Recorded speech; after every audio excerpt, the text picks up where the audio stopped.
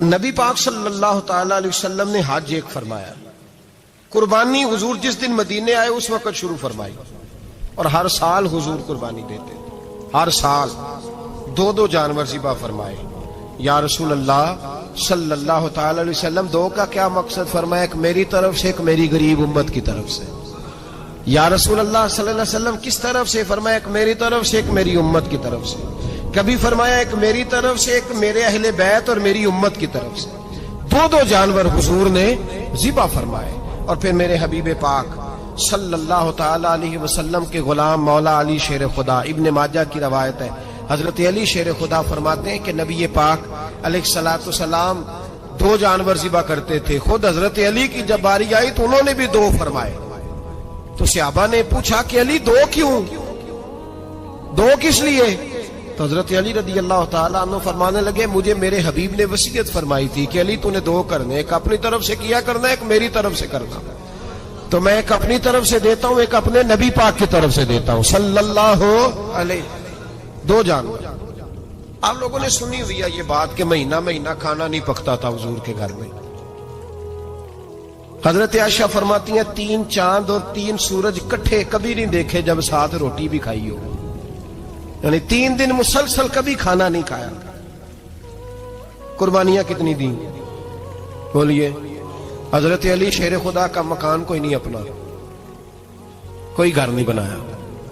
مولا کائنات شیر خدا، میں نے یہ بات پھر دوہرا رہا ہوں، پہلے بھی میں نے عرض کی تھی، پکا کرنے کے لیے دوہرا رہا ہوں۔ حضرت علی کا کوئی کاروبار نہیں بظاہر۔ بی بی صاحبہ فرماتی ہیں کہ کئی ہفتے صرف سرکہ اور کھجوریں۔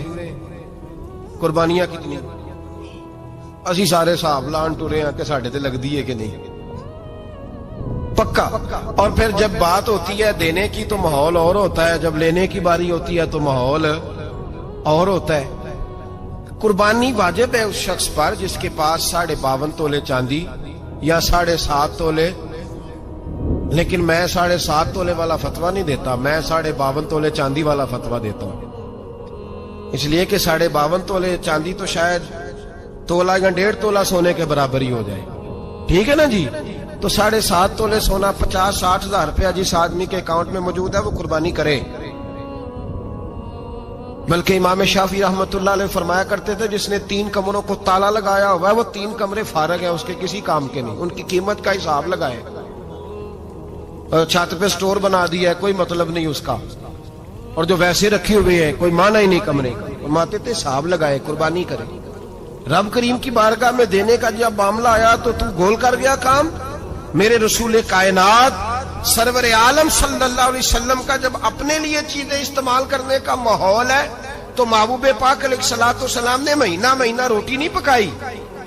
یہاں جو آدمی ہر جمعرات کو 4 کلو بکرے کا گوشت پکاتا ہے اور ہر تیسرے دن مرغی کا گوشت لاتا ہے، وہ قربانی کی باری آتی ہے تو کہتا ہے میرے پہ لگتی نہیں۔ وہ ٹھیک ہے ابا جی لے آئے، ابا جی کی طرف سے قربانی ہے، اس دفعہ ابا جی کی، اگلی دفعہ اماں جی کی، اس سے اگلی دفعہ دادی جی کی۔ او خدا کے بندو، جس آدمی کے پاس پیسے ہیں پہلے اپنی قربانی واجب ہے۔ میری بات کی سمجھ آ رہی ہے عزیزوں کو؟ جو آدمی صاحب استطاعت ہے پہلے کس کی قربانی کرے گا؟ وہ کمائی کرتا ہے، اس کے اپنے اکاؤنٹ میں تنخواہ آتی ہے، ابا جی کے اکاؤنٹ میں نہیں آتی۔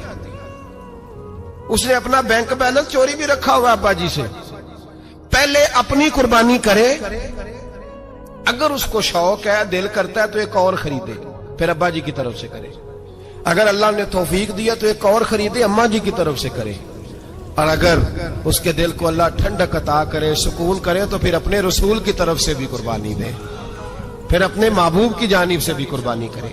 نبی پاک صلی اللہ تعالی علیہ وسلم نے ہر سال 2 قربانیاں دی، 10 سال، کل کتنی ہوگی 10 سالوں میں؟ بولیے۔ اور جب حضور حج کرنے گئے نبی پاک نے 63 اونٹ ذبح فرمائے۔ ایک اونٹ میں کتنی قربانیاں ہوتی ہیں؟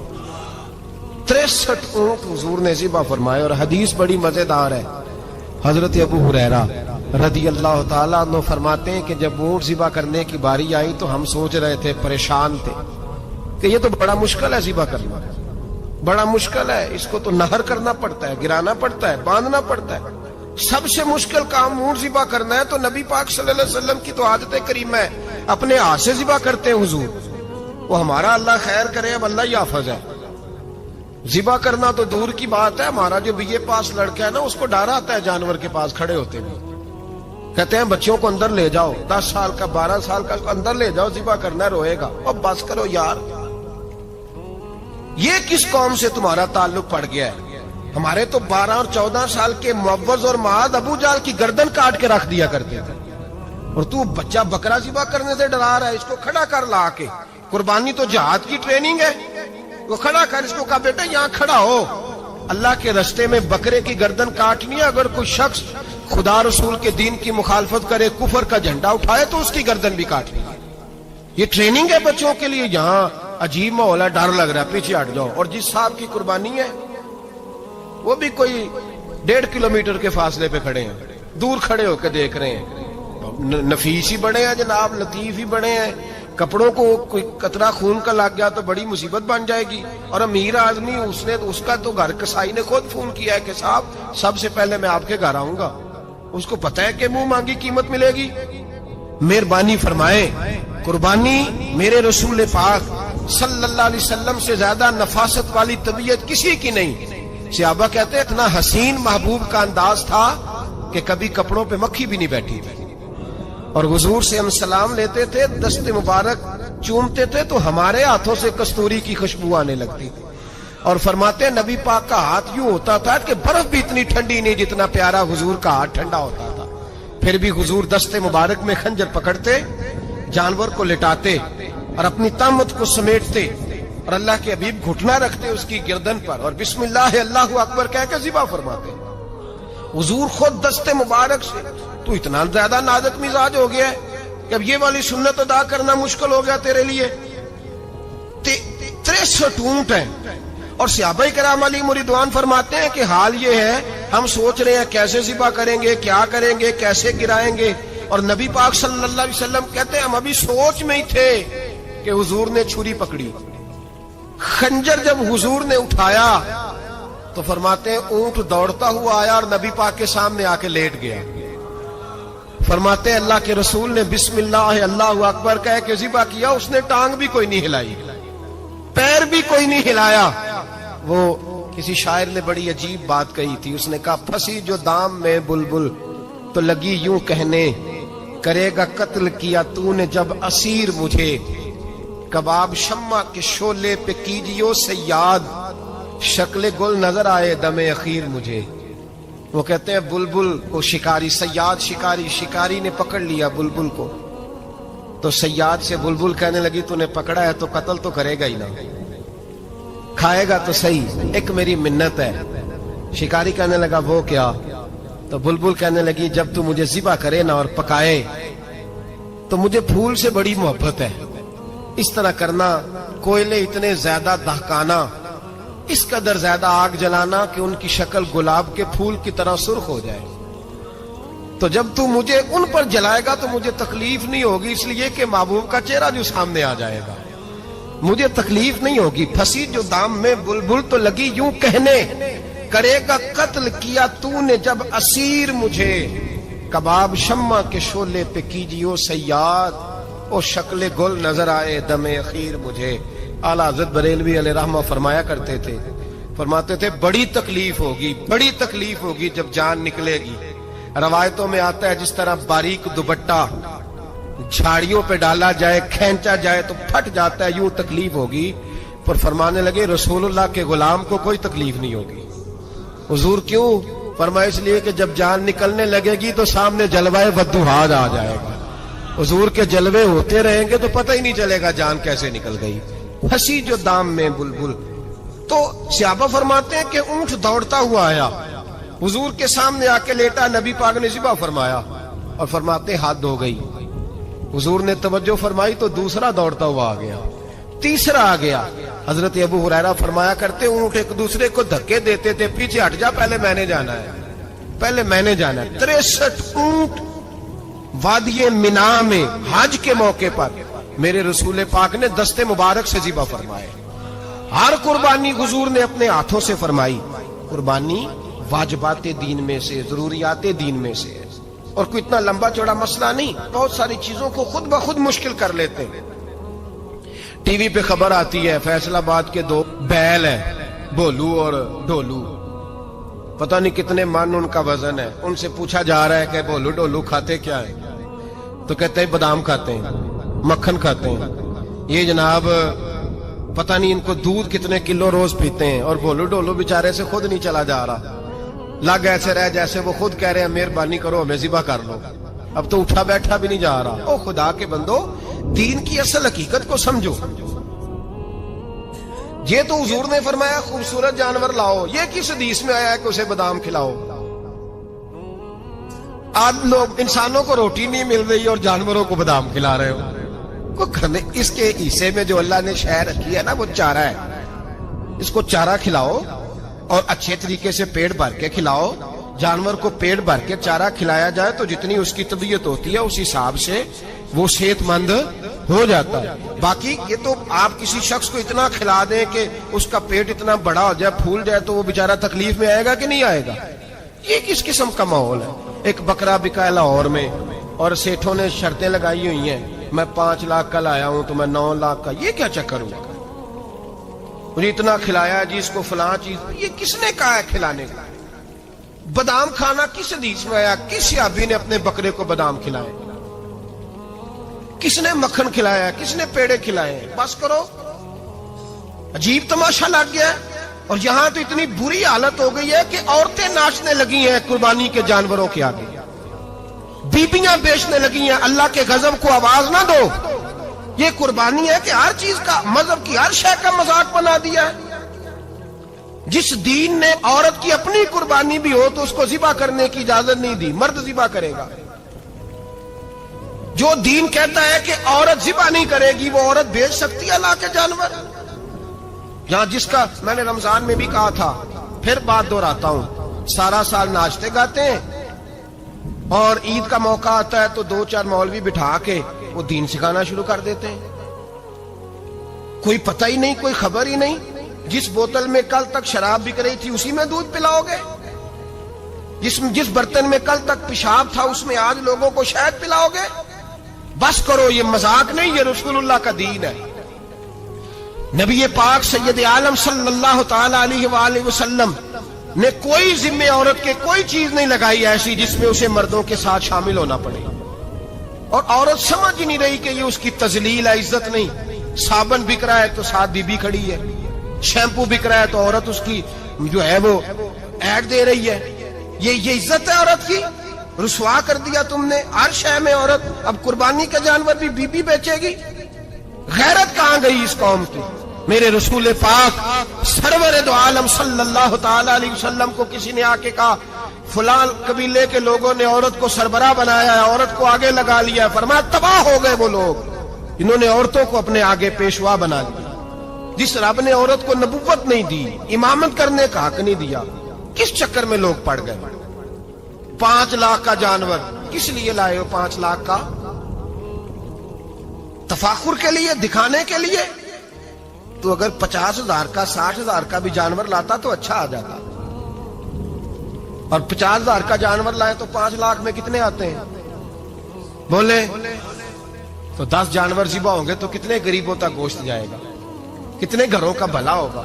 ہر چیز کا چکر الٹا کر دیا گیا ہے. اور یہ صرف حج کے لیے ہوتی تو میرے رسول پاک ہر سال قربانی نہ کرتے. اور میرے نبی پاک قربانی دینے کا حکم. ایک اور بات بڑی لوگ پوچھنے لگے، کہتے جی گائے کی ہوتی ہے، بھینس کی بھی ہوتی ہے کہ نہیں؟ چلو جی اب نئی بات نکل آئی. حدیث پاک میں لفظ آیا اونٹ کا. نبی پاک نے فرمایا بکرا 1 سال کا، گائے 2 سال کی، اونٹ 5 سال کا. حدیث میں لفظ آ گیا اونٹ کا. آپ کو بندہ کہے پہلے بتائیں نر کا کہ مادہ کا، تو میں کدھر سے آپ کو حدیث نکال کے دوں جس میں نر بھی اور مادہ علیحدہ علیحدہ ہو؟ حدیث پاک میں ذکر آ گیا دمبے کا، مینڈے کا. اب باقی جو سارے جاگ رہے ہیں نا، اب غور فرمائیں، باقی ایک بکرا ہے، ایک چھترا ہے، ایک دمبا ہے، ایک دیسی بکرا ہے، ایک پہاڑی بکرا ہے، تو علیحدہ علیحدہ لفظ کہاں سے نکال کے دیے جائیں؟ یہ ساری انواع ہیں، اقسام ہیں، نوع ہیں. اسی طرح بھینس بھی گائے کی ایک قسم ہے. امام اعظم ابو حنیفہ فرماتے ہیں النوع منہ، یہ اس کی ایک قسم ہے، نوع میں سے ہے، گائے کی نوع میں سے ہے. آپ عام لفظ بولتے ہیں تو کہتے ہیں بکرا چترا گائے بھینس، عام لفظ ہے نا. تو جب گائے کہہ دیا تو آپ کو بندہ کہے گائے آیا تو پہلے بتائیں گائے تو ہے تو اس میں بیل شامل ہے کہ نہیں. تو گائے کی جتنی قسمیں ہیں نا ہمارے محدثین بھینس کو گائے میں شامل کرتے ہیں. بھینس گائے کی ایک قسم ہے. تو نبی پاک صلی اللہ علیہ وسلم نے جب گائے کا لفظ استعمال کیا تو بھینس اس کے اندر آ گئی. تو اگر گائے کی قربانی جائز ہے تو بھینس کی قربانی بھی جائز ہے. اگر بیل کی قربانی جائز ہے تو کٹے کی قربانی بھی 100% جائز ہے. اس کے اندر 7 حصے ڈالے جائیں گے، اسے قربان کیا جائے گا، یہ جائز ہے. اگر آپ صریح لفظ نکال کے دکھانے کو کہیں گے تو پھر تو بڑی چیزوں میں لوگ الجھ جائیں گے. پھر کیسے نکالا جائے گا خسی کی جائز ہے کہ نہیں، جو خسی نہیں اس کی جائز ہے کہ نہیں، کھلا کی. تو ان تفصیلات، ہاں بہت ساری چیزوں کی تفصیلات حدیث میں ہیں لیکن ساری چیزوں کی موجود نہیں. اس لیے میرے عزیز یاد رکھیں، بھینس کی قربانی بھی ہوگی، گائے کی بھی ہوگی، بیل کی بھی ہوگی، کٹے کی بھی ہوگی. جن کی نہیں ان کی نہیں. ہم نے کبھی کہا ہرن کی قربانی بھی ہوگی یا مرغی کی قربانی بھی ہوگی. تو حدیث مبارکہ کے اندر جو چیزیں موجود ہیں ان کی جتنی اقسام ہیں ان سب کی قربانی کرنا ہاں جائز ہے. اور میرے نبی پاک صلی اللہ علیہ وسلم نے فرمایا جانور خوبصورت ہو، لنگڑا نہ ہو، کانا نہ ہو، زخمی نہ ہو، خوبصورت جانور لاؤ، اس کو لا کے ذبح کرو. لوگ کہتے ہیں چلو اتنے پیسے اللہ کے راستے میں دے دیں تو یہ کافی نہیں کافی. مسلم شریف میں، بخاری شریف میں میرے نبی پاک سید عالم صلی اللہ تعالی علیہ وسلم نے فرمایا 10 ذی الحج کو اللہ کی نظر میں ابن آدم کا سب سے پسندیدہ عمل. لیکن نا 10 ذی الحج کو، کل 10 ذی الحج ہے تو بڑے کام ہوں گے. فجر کی نماز بھی ہوگی، تکبیرات تشریق بھی پڑھی جائیں گی. آج فجر سے شروع ہو گئی نا، 9 کی فجر سے لے کر 13 کی عصر تک تکبیرات تشریق پڑھی جائیں گی. اللہ اکبر، اللہ اکبر، لا الہ الا اللہ واللہ اکبر، اللہ اکبر وللہ الحمد، اللہ اکبر، اللہ اکبر، لا الہ الا اللہ واللہ اکبر، اللہ اکبر وللہ الحمد، اللہ اکبر، اللہ اکبر، لا الہ الا اللہ واللہ اکبر، اللہ اکبر وللہ الحمد. کوشش کریں جب بھی پڑھیں 3 بار پڑھیں. تکبیرات تشریق بھی پڑھی جائیں گی. فجر کی نماز بھی کل ہوگی، عید کی نماز بھی ہوگی، لوگ اور بھی کوئی ذکر اذکار کریں گے. لیکن میرے نبی پاک صلی اللہ علیہ وسلم نے فرمایا 10 ذی الحج کو اللہ کو اپنے بندے کا جو کام سب سے زیادہ پسند ہے وہ یہ ہے کہ وہ اللہ کے راستے میں جانور کا خون بہائے. حالانکہ نمازیں بھی ہیں، اذکار بھی ہیں، تکبیرات بھی ہیں، سارا کچھ ہے، پر اللہ کو سب سے زیادہ کیا پسند ہے؟ جانور کو قربان کرنا. یہ اللہ کو بڑے خوبصورت لفظ نبی پاک علیہ السلام نے فرمایا قربانی کا جانور قیامت کے دن اپنے سینگوں اور کھروں سمیت آئے گا، اور جس نے قربانی کی ہوگی اس کی بخشش کروا کے اسے جنت میں لے کر جائے گا. تو فرمایا ابن آدم کا سب سے پسندیدہ عمل یہ، سب سے پسندیدہ، کہ وہ 10 ذی الحج کو قربانی کریں، کوشش کریں خود ذبح کریں اپنا جانور. یہ حضور کی سنت ہے. یہ نہ ہو سکے تو نبی پاک صلی اللہ علیہ وسلم نے اپنے ہاتھوں سے ذبح کرنے لگے حضرت فاطمہ کا جانور. تو فرمایا فاطمہ ادھر آ کے اس کے پاس کھڑی ہو جاؤ، میں تمہارا جانور ذبح کرنے لگا. اپنے جانور کے پاس کھڑے ہو. میرے جو بھائی ذبح کرنے کا کام کرتے ہیں نا، قصاب ہم کہتے ہیں، سارے قصاب نہیں ہوتے، بہت سارے لوگ یہ سعادت حاصل کرتے ہیں اور بڑی نیکی کا کام کرتے ہیں. اللہ انہیں بڑی بہترین جزا عطا فرمائے گا، بڑا خیر کا کام کرتے ہیں. لیکن چونکہ رش ہوتا ہے ایسے لوگوں کے پاس، تھوڑی جلدی بھی ہوتی ہے. پہلی تو کوشش کریں تکبیر خود ڈالیں، یہ نہیں ہو سکتا تو قریب کھڑے ہوں. ہمارے ہاں ایک رواج یہ بھی ہے کہ 2 بندے ہاتھ رکھتے ہیں، ذبح وہ کر رہا ہوتا ہے تو جس کی قربانی ہوتی ہے اس کو کہتے ہیں تو بھی ساتھ ہاتھ رکھ. ہوتا ہے نا جی بہت ساری جگہوں. اب حکم یہ ہے شریعت اسلامیہ کا کہ جب جانور ذبح کریں گے تو پڑھیں گے بسم اللہ اللہ، بسم اللہ اللہ. ہاں نبی پاک صلی اللہ علیہ وسلم نے لمبی دعا پڑھی، صحابہ بھی لمبی دعا، انی وجہت وجہی للذی فطر السماوات والارض حنیفا وما انا من المشرکین، یہ بھی پڑھا. اور پھر میرے رسول پاک صلی اللہ علیہ وسلم نے یہ بھی کہا کہ اللہ میری طرف سے قبول فرما، میری امت، میری اہل بیت کی طرف سے قبول فرما. صحابہ جب جانور ذبح کرنے لگتے پہلے یہ دعا پڑھتے، پھر کہتے اللہم تقبل منا کما تقبلت خلیلک ابراہیم علیہ السلام وتقبلتا حبیب کا محمد صلی اللہ علیہ وسلم، اے اللہ ہم سے بھی قبول فرما جیسے تو نے حضرت ابراہیم سے قبول فرمائی اور جیسے اپنے حبیب حضرت محمد صلی اللہ علیہ وسلم سے قبول. یہ ساری دعا پڑھیں اور جب جانور ذبح کرنے لگے تو پھر پڑھیں بسم اللہ اللہ بسم اللہ اللہ.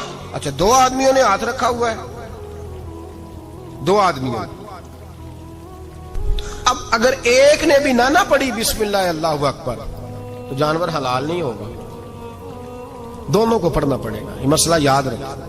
ایک اور بات بھی بتانی ہے آپ کو، وہ بھی آپ نے یاد رکھنی. قربانی کے بڑے جانور میں کتنے حصے ہوتے ہیں؟ 7. اب 7 حصوں میں 7 کی نیت قربانی کی ہونی چاہیے. 7 کی 6 حصے ڈال گئے جو چلے تھوڑے سے زیادہ امیر لوگ نہیں تھے، نارمل تھے، انہوں نے 6 حصے ڈال لیے. 7واں امیر آدمی تھا، اس کو جا کے کہا یار ایک حصہ نہیں مل رہا تو چل تو نے تو 2-3 بکرے لیے ہوئے ہیں تو بھی شامل ہو جا. اس نے پہلے تو کہا نہیں یار میں نے اب لے لی ہے. پھر جب اصرار کیا تو کہا چلو ٹھیک ہے بڑے گوشت کا قیمہ کرا لیں گے. تو اس طرح کرو ڈال لو میرا بھی حصہ. اب 6 کی نیت قربانی کی، 7ویں کی گوشت کی، کسی کی بھی قربانی نہیں ہوگی، گئے سارے. اب اس کے لیے شرط کیا ہے کہ اس کو بھی آپ، اصل میں ہمیں مسائل نہیں آتے، نہ ہم سیکھتے ہیں نہ پتہ کرتے ہیں، پھر خرابی ہوتی ہے. اب اس سے کہیں کہ یار قربانی سے پہلے اپنی نیت کا اعادہ کر، اپنی نیت کا اعادہ کر، بتا کہ تیری نیت کیا ہے، اگر غلط ہے تو صحیح کر لے تاکہ سب کی قربانی تو بتا. یہ جو تو رکھ رہا ہے قربانی تو کس کی قربانی کر رہا ہے؟ دادا جی کے نام کی، ابا جی کے نام کی، اپنے پیر کے نام کی، استاد کے نام کی، یا رسول پاک صلی اللہ علیہ وسلم کے نام، نبی پاک کے نام کی؟ اس سے پوچھیں اور جو وہ نیت بتائے اس نیت کی دعا ہوگی، اس کی طرف سے کہا جائے گا اے اللہ اس کی طرف سے اسے قبول. میری بات کی سمجھ آ رہی ہے میرے عزیزوں کو؟ اور اس ارادے کے ساتھ قربانی ہو. اگر ایک کی بھی نیت خراب ہو گئی تو مسئلہ بگڑ گیا. اس لیے ان مسائل کو، اور نبی پاک کے نام کی جو قربانی ہوگی سبحان اللہ. میں کرامات کا زیادہ قائل نہیں، ہم کرامات کے نہیں کیفیات کے قائل ہیں، کیفیات کی. اور دین ویسے بھی لفظوں کا نام نہیں کیفیت کا نام ہے. میرے اساں فرمایا کرتے تھے ہم کرامت سے زیادہ کیفیت کے قائل ہیں. اگر مرید ساری زندگی کرامتیں سناتا رہے اور کبھی اسے مدینے جانے کا شوق ہی پیدا نہ ہو، کبھی نبی پاک کے نام پہ آنسو نہ آئے تو پھر کرامت کا فائدہ نہیں، کیفیت تو ملی نہیں اسے. ہم کیفیت، اسی طرح ہم نظرانے کے نہیں نظر آنے کے قائل ہیں. تو بھائی یہ یاد رکھ لیں کیفیت کا نام دین ہے.